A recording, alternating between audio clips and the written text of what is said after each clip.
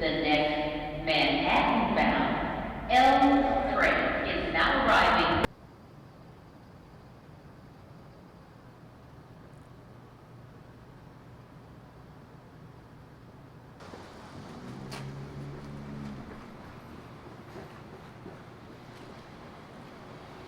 During the pandemic, the 10 billionaires made $500 billion in that period, which would be enough to prevent anybody across the world from being pushed into poverty, and would be enough also to pay for a vaccine for everyone.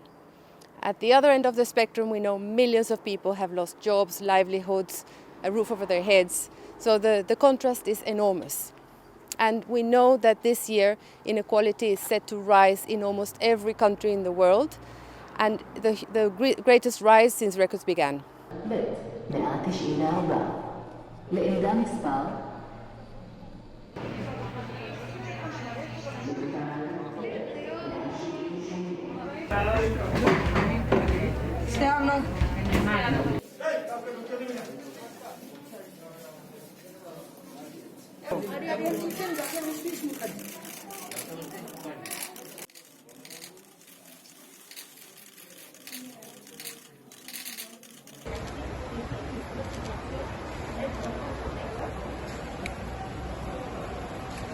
So we think we need to measure what we value. So instead of GDP, let's think about what matters to people's well-being, invest in healthcare, very important, on the people's vaccine, make sure a vaccine gets to everyone, make sure that we really tax appropriately. So Argentina is an example. They've taxed a one-off wealth tax on Argentinians that will pay for the pandemic recovery.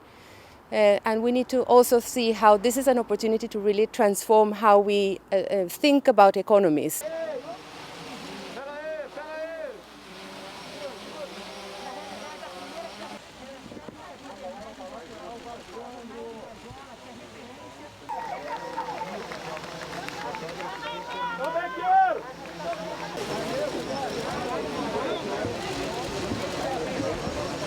So we know that 1,000 billionaires recovered their pandemic losses within 9 months.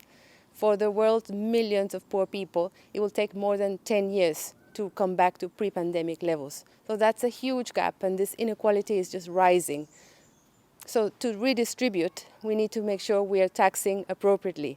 And with that, we would raise enough funds to make sure we protect everybody.